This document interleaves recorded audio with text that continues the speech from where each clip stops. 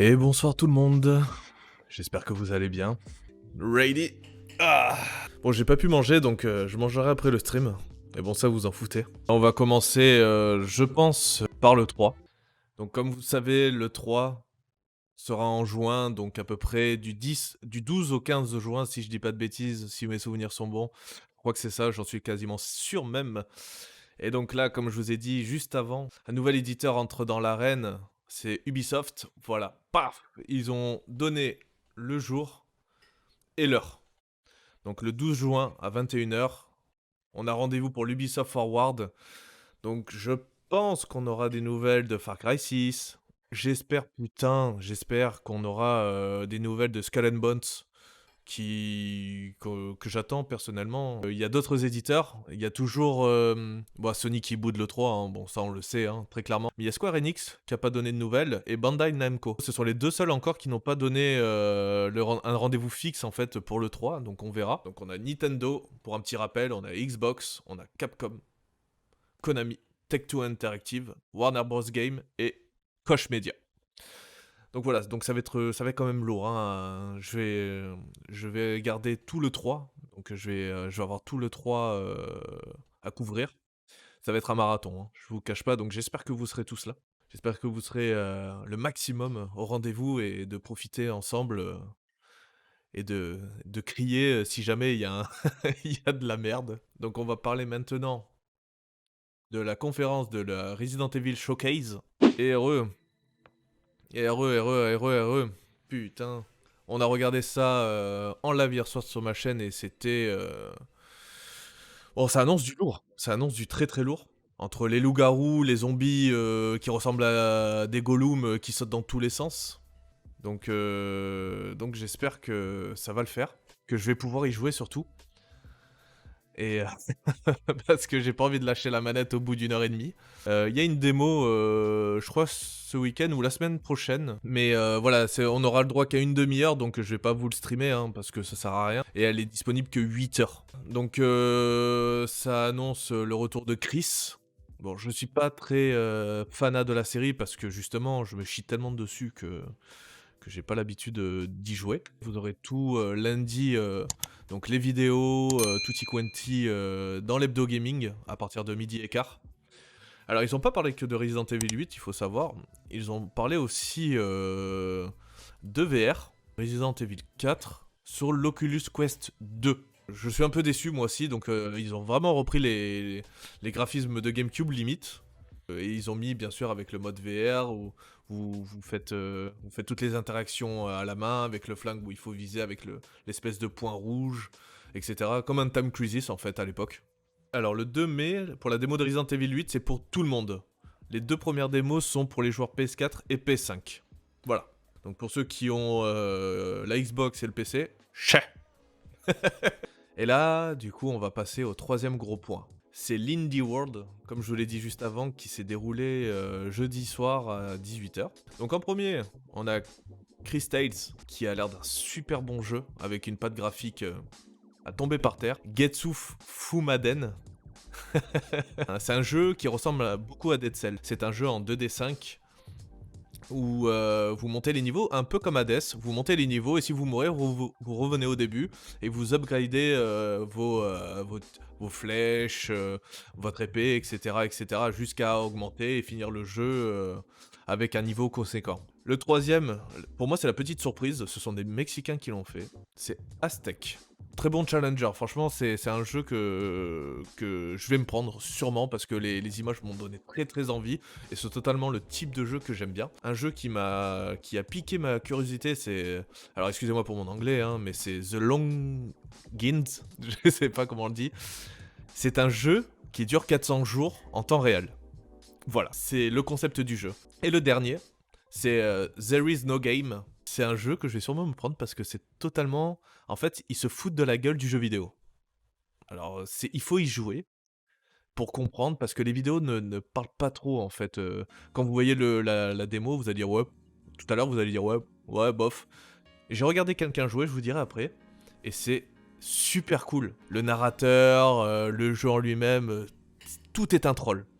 Et franchement, c'est vraiment bon délire. Donc là, on va commencer par Chris Tales, Donc comme vous pouvez voir, la DA est sublime.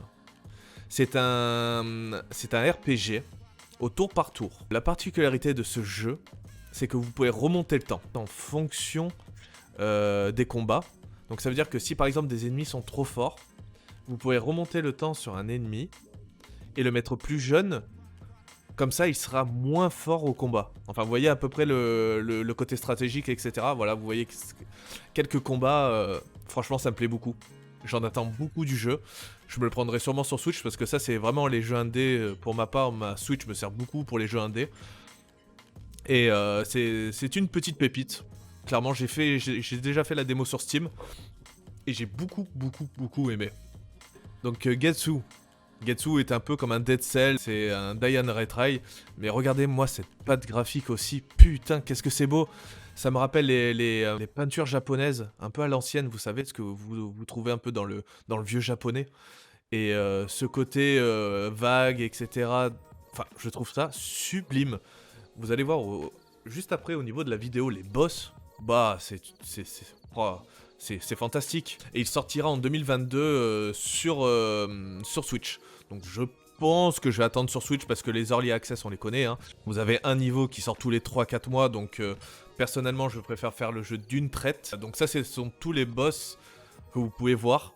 Et c'est beau, putain. Ça va être du tryhard. Hein. C'est clairement un jeu de tryhard. Vous n'avez pas le droit à l'erreur. Vous mourrez, vous recommencez. Des moments je trouve que ça reste illisible. Mais je pense qu'au fur et à mesure... des mois, ils vont un peu corriger ça et mettre ça un peu plus clair. On passe au troisième jeu, c'est Un Juego de Mexicanos. Je sais pas si je l'ai bien dit.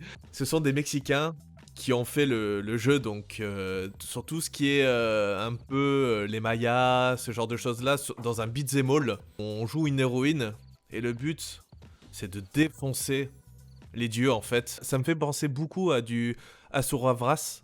Je sais pas si je le dis bien, vous savez, le jeu qui était sur PS3, qui était un peu en QTE, mais avec des boss gigantesques, où il fallait taper sévère, enfin c'est... Voilà, c'est à peu près le même délire pour moi, c'est aussi bourrin, aussi jouissif, donc je l'attends... Il sort fin 2021, et je l'attends de pied ferme. Lui, c'est sûr que ça sera Day One. Très clairement, ça sera Day One. Très bonne découverte et je suis vraiment content que des indés enfin sortent un peu de l'ombre pour aller vers la lumière et un peu mettre des claques au AAA et au AA pour leur dire regardez, notre jeu est meilleur que le vôtre. Donc, là on va parler par contre d'un jeu un peu plus sombre, donc The Longing.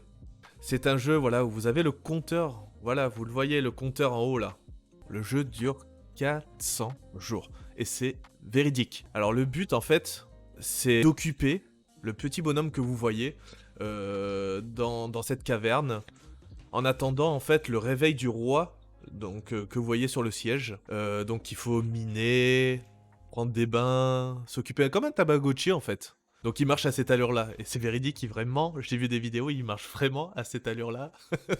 Et j'ai regardé, il y a eu déjà un speedrun dessus, de 2 heures et 3 minutes. Il faut vraiment se faire chier pour jouer à ce jeu, et en même temps en me disant, ouais putain, il faut avoir les coronesses de le sortir, quoi, et de te dire que le jeu dure 400 jours, quoi. Et là on passe au dernier jeu, There Is No Game, c'est un petit jeu troll, complet en fait, où vous avez la voix d'un narrateur avec une voix assez grave,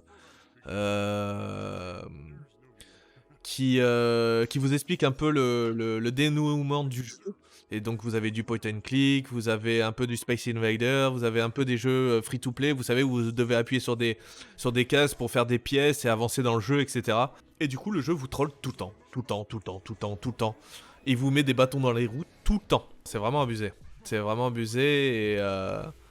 Et j'ai regardé du coup, comme je vous disais, AlphaCast, qui a joué.